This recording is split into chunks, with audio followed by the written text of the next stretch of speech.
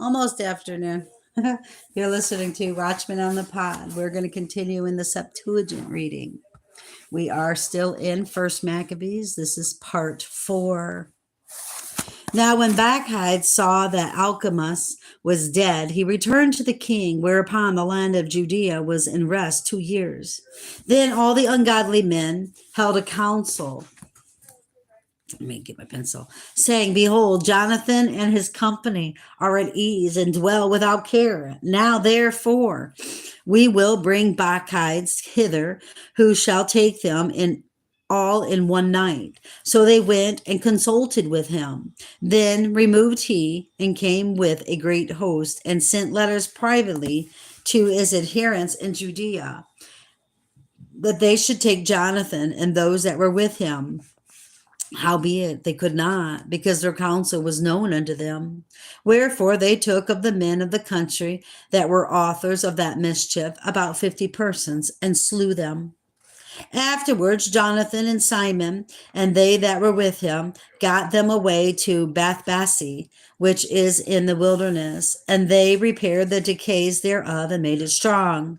Which thing, when Bacchides knew, he gathered together all his host and sent word to them that were of Judea. Then went he and laid siege against Bethbassi, and they found against it a long season and made engines of war. But Jonathan left his brother Simon in the city and went forth himself into the country. And with a certain number went he forth. And he smote Odenarchs and his brethren and the children of Pharisron in their tents. And when he began to smite them and came up with his forces, Simon and his company went out of the city and burned up the engines of war and fought against Bacchides, who was discomfited by them, and they afflicted him sore, for his counsel and travail was in vain. Wherefore was very wroth at the wicked men that gave him counsel to come into the country, inasmuch as he slew many of them, and purposed to return into his own country.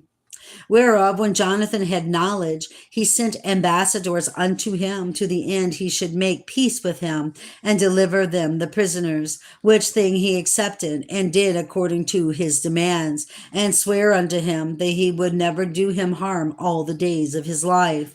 When therefore he had restored unto him the prisoners that he had taken aforetime out of the land of Judea, he returned and went his way into his own land, neither came he any more into their borders. Thus the sword ceased from Israel, but Jonathan dwelt at Maccabees and began to govern the people, and he destroyed the ungodly men out of Israel. In the 160th year, Alexander, the son of Antiochus, surnamed Epiphanes, went up and took Ptolemais, for the people had received him, by means whereof he reigned there. Now when King Demetrius heard thereof, he gathered together an exceeding great host and went forth against him to fight. Moreover, Demetrius sent letters unto Jonathan with loving words, so as he magnified him. For, said he, let us first make peace with him before we join with Alexander against us. Else he will remember all the evils that we have done against him and against his brethren and his people. Wherefore he gave him authority to gather together a host and to provide weapons, and he might aid him in battle. He commanded also that the hostages that were in the tower should be delivered to him. Then came Jonathan to Jerusalem and read the letters in the audience of all the people and of them that were in the tower, who were sore afraid when they heard that the king had given him authority to gather together an host. Whereupon they of the tower delivered their hostages unto Jonathan, and he delivered them unto their parents. This done, Jonathan settled himself in Jerusalem and began to build and repair the city. And he commanded the workmen to build the walls in the Mount Sion and about what square stones for fortification, and they did so. Then the strangers that were in the fortresses which Bacchides had built fled away, insomuch as every man left his place and went into his own country. Only at Bethsura, certain of those that had forsaken the law and the commandments remained still, for it was their place of refuge. Now, when King Alexander had heard what promises Demetrius had sent unto Jonathan, then also it was told him of the battles and the noble acts which he and his brethren had done, and of the pains that they had endured. He said, Shall we find such another man? Now, therefore, we will make him our friend and confederate. Upon this, he wrote a letter and sent it unto him, according to these words, saying, King Alexander to his brother Jonathan sendeth greeting. We have heard of thee that thou art a man of great power, and meet to be our friend. Wherefore now this day we ordain thee to be the high priest of thy nation, and to be called the king's friend. And therewithal he sent him a purple robe and a crown of gold, and require thee to take our part and keep friendship with us. So in the 7th month of the 160th year, at the feast of the tabernacles, Jonathan put on the holy robe and gathered together forces and provided much armor. Whereof, when Demetrius heard, he was very sorry and said, What have we done that Alexander hath prevented us in making amity with the Jews to strengthen himself? I also will write unto them words of encouragement and promise them dignities and gifts, that I may have their aid. He sent unto them therefore to this effect. King Demetrius unto the people of the Jews, sending greetings. Whereas ye have kept covenants with us and continued in our friendship, not joining yourselves with our enemies, we have heard hereof and are glad. Wherefore now continue ye still to be faithful unto us, and we will well recompense you for the things you do in our behalf, and we will grant you many immunities and give you rewards. And now do I free you, for your sake I release all the Jews from tributes, and from the customs of salt, and from crown taxes, and from that which appertaineth unto me to receive for the third part of the seed, and the half of the fruits of the trees. I release it from this day forth, so that they shall not be taken of the land of Judea, nor of the 3 governments which are aided thereunto out of the country of Samaria and Galilee, from this day forth forevermore. Let Jerusalem also be holy and free with the borders thereof, both from tents and tributes. And as for the tower which is at Jerusalem, I yielded up authority over it, and give the high priest that he may set in it such men as he shall choose to keep it. Moreover, I freely set at liberty every one of the Jews that were carried captives out of the land of Judea into any part of my kingdom, and I will that all my officers remit the tributes even of their cattle. Furthermore, I will that all the feasts and Sabbaths and new moons and solemn days and the 3 days before the feast and the 3 days after the feast shall be all of immunity and freedom for all the Jews in my realm. Also, no man shall have authority to meddle with or to molest any of them in any manner. I will further that there be enrolled among the king's forces about 30,000 men of the Jews, unto whom pay shall be given, as belongeth to all king's forces. And of them some shall be placed in the king's strongholds, of whom also some shall be set over the affairs of the kingdom, which are of trust. And I will that their overseers and governors be of themselves, and that they live after their own laws, even as the king hath commanded in the land of Judea. And concerning the 3 governments that are added to Judea from the country of Samaria, let them be joined with Judea, that they may be reckoned to be under one, nor bound to obey other authority than the high priest. As for Ptolemais and the land pertaining thereto, I give it as a free gift to the sanctuary at Jerusalem for the necessary expenses of the sanctuary. Moreover, I give every year 15,000 shekels of silver out of the king's account from the places appertaining, and all the overplus which the officers paid, not in as in the former times, from henceforth shall be given toward the works of the temple. And besides this, the 5,000 shekels of silver which they take from the uses of the temple out of the accounts year by year, even those things shall be released, because they appertain to the priests that minister. And whosoever they be that flee unto the temple at Jerusalem, or be within the liberties hereof, being indebted unto the king, or for any other matter, let them be at liberty, and all that they have in my realm. The building also and the repairing of the works of the sanctuary expenses shall be given of the king's account, yea, and for the building of the walls of Jerusalem, and the fortifying thereof round about, expenses shall be given out of the king's account, as also for the building of the walls in Judea. Now, when Jonathan and the people heard these words, they gave no credit unto them, nor received them, because they remembered the great evil that he had done in Israel, for he had afflicted them very sore. But with Alexander they were very well pleased, because he was the first that entreated of true peace with them, and they were confederate with him always. Then gathered King Alexander great forces and camped over against Demetrius. And after the two kings had joined battle, Demetrius' host fled, but Alexander followed after him and prevailed against them. And he continued the battle very sore until the sun went down, and that day Demetrius was slain.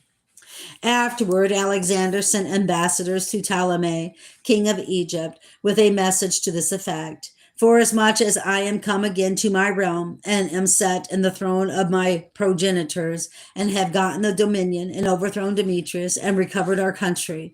For after I had joined the battle with him, both he and his host was discomfited by us, so that we sit in the throne of his kingdom. Now therefore let us make a league of amity together, and give me now thy daughter to wife, and I will be thy son-in-law, and will give both thee and her as according to thy dignity. Then Ptolemy the king gave answer, saying, Happy be the day wherein thou didst return into the land of thy fathers, and sattest in the throne of their kingdom. And now will I do to thee as thou hast written. Meet me therefore at Ptolemais, that we may see one another, for I will marry my daughter to thee according to thy desire.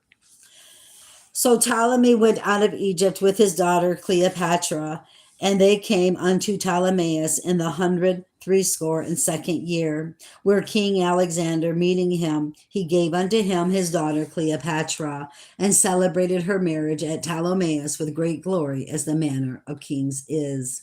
Now King Alexander had written unto Jonathan that he should come and meet him, who thereupon went honorably to Ptolemais, where he met the two kings, and gave them and their friends silver and gold and many presents, and found favor in their sight. At that time certain pestilent fellows of Israel, men of wicked life, assembled themselves against him to accuse him, but the king would not hear them. Yea, more than that, the king commanded to take off his garments and clothe him in purple, and they did so. And he made him sit by himself, and said unto his princes, Go with him into the midst of the city, and make proclamation that no man complain against him of any manner, and that no man trouble him for any manner of cause. Now when his accusers saw that he was honored according to the proclamation, and clothed in purple, they fled all away. So the king honored him, and wrote him among his chief friends, and made him a duke and partaker of his dominion. Afterward Jonathan returned to Jerusalem with peace and gladness. Furthermore, in the 150th year came Demetrius, son of Demetrius, out of Crete into the land of his fathers, whereof when King Alexander heard tell, he was right sorry, and returned into Antioch. Then Demetrius made Apollonius the governor of Cleosyria his general, who gathered together a great host, encamped in Jamina, and sent unto Jonathan the high priest, saying, Thou alone liftest up thyself against us, and I am laughed to scorn for thy sake, and reproached. And doest thou vaunt thy power against us in the mountains? Now therefore, if thou trustest in thine own strength, come down to us into the plain field, and there let us try the matter together. For with me is the power of the cities. Ask and learn who I am, and the rest that take our part, and they shall tell thee that thy foot is not able to stand before our face, for thy fathers have twice been put to flight in their own land. Wherefore now thou shalt not be able to abide the horsemen in so great a power in the plain, where is neither stone nor flint nor place to flee unto. So when Jonathan heard these words of Apollonius, he was moved in his mind, and choosing 10,000 men, he went out of Jerusalem, where Simon his brother met him for to help him. And he pitched his tents against Joppa, but they of Joppa shut him out of the city, because Apollonius had a garrison there. Then Jonathan laid siege unto it, whereupon they of the city let him in for fear. And so Jonathan won Joppa, whereof when Apollonius heard, he took 3,000 horsemen with a great host of footmen, and went to Astoas as one that journeyed, and therewithal drew him forth into the plain, because he had a great number of horsemen in whom he put his trust. Then Jonathan followed after him to Azotus, where the armies joined battle. Now Apollonius had left 1,000 horsemen in ambush, and Jonathan knew that there was an ambush behind him, for they had compassed in his host, and cast darts at the people from morning till evening. But the people stood still, as Jonathan had commanded them, and so the enemy's horses were tired. Then brought Simon forth his host, and set them against the footmen, for the horsemen were spent, who were discomfited by him, and fled. The horsemen also, being scattered in the field, fled to Azotus, and went into Dagon, their idol's temple, for safety. But Jonathan set fire on Azotus and the cities round about it, and took their spoils in the temple of Dagon, with whom that they were fled into, he burned with fire. Thus there were burned and slain with the sword well nigh 8,000 men. And from thence Jonathan removed his host, and camped against Ascalon, where the men of the city came forth and met him with great pomp. After this returned Jonathan and his host unto Jerusalem, having in his spoils. Now, when King Alexander heard these things, he honored Jonathan yet more, and sent him a buckle of gold, as the use is to be given to such as are of the king's blood. He gave him also Ekron, with the borders thereof, in possession. And the king of Egypt gathered together a great host, like the sand that lieth upon the seashore, and many ships, and went about through deceit to get Alexander's kingdom, and join it to his own. Whereupon he took his journey into Syria in peaceable manner, so as they of the cities opened unto him and met him. For King Alexander had commanded them so to do, because he was his brother-in-law. Now, as Ptolemy entered into the cities, he set in every one of them a garrison of soldiers to keep it. And when he came near to Azotus, they showed him the temple of Dagon that was burnt, and Azotus and the suburbs thereof that were destroyed, and the bodies that were cast abroad, and them that he had burnt in the battle, for they had made heaps of them by the way where he should pass. Also they told the king whatsoever Jonathan had done, to the intent he might blame him, but the king held his peace. Then Jonathan met the king with great pomp at Joppa, where they saluted one another and lodged. Afterward, Jonathan, when he had gone with the king to the river called Eleutherus, returned again to Jerusalem. King Ptolemy, therefore, having gotten the dominion of the cities by the sea unto Seleucia upon the sea coast, imagined wicked counsel against Alexander. Whereupon he sent ambassadors unto King Demetrius, saying, Come, let us make a league betwixt us, and I will give thee my daughter whom Alexander hath, and thou shalt reign in my father's kingdom. For I repent that I gave my daughter unto him, for he sought to slay me. Thus did he slander him, because he was desirous of his kingdom. Wherefore he took his daughter from him and gave her to Demetrius, and forsook Alexander, so that their hatred was openly known. Then Ptolemy entered into Antioch, where he set 2 crowns upon his head, the crown of Asia and of Egypt. In the mean season, while King Alexander and Cecilia, because they both dwelt in those parts, had revolted from him, when Alexander heard of this, he came to war against him, whereupon King Ptolemy brought forth his host and met him with a mighty power and put him to flight. So Alexander fled into Arabia there to be defended, but King Ptolemy was exalted. For Zabdiel the Arabian took off Alexander's head and sent it unto Ptolemy. King Ptolemy also died the 3rd day after, and they that were in the strongholds were slain one of another. By this means Demetrius reigned in the 167th year. At the same time, Jonathan gathered together them that were in Judea to take the tower that was in Jerusalem, and he made many engines of war against it. Then came ungodly persons who hated their own people, went unto the king, and told him that Jonathan besieged the tower. Whereof, when he heard, he was angry, and immediately removing, he came to Ptolemais, and wrote unto Jonathan that he should not lay siege to the tower, but come and speak with him at Ptolemais in great haste. Nevertheless, Jonathan, when he heard this, commanded to besiege it still. And he chose certain of the elders of Israel and the priests, and put himself in peril, and took silver and gold and raiment and divers presents besides, and went to Ptolemais unto the king, where he found favor in his sight. And though certain ungodly men of the people had made complaints against him, yet the king entreated him as his predecessors had done before, and promoted him in the sight of all his friends, and confirmed him in the high priesthood, and in all the honors that he had before, and gave him preeminence among his chief friends. Then Jonathan desired the king that he would make Judea free from tribute, as also the three governments with the country of Samaria, and he promised him 300 talents. So the king consented, and wrote letters unto Jonathan of all these things after this manner.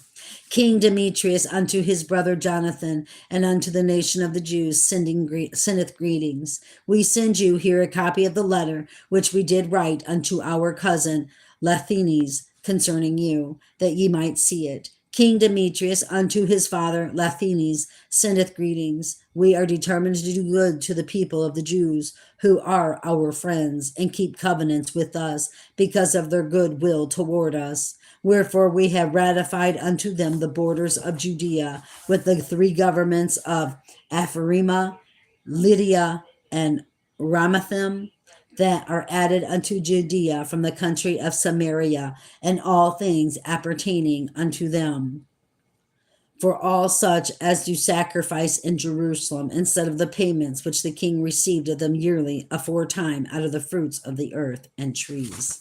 And I'm going to end that there, brothers and sisters. This Maccabees is a very long book.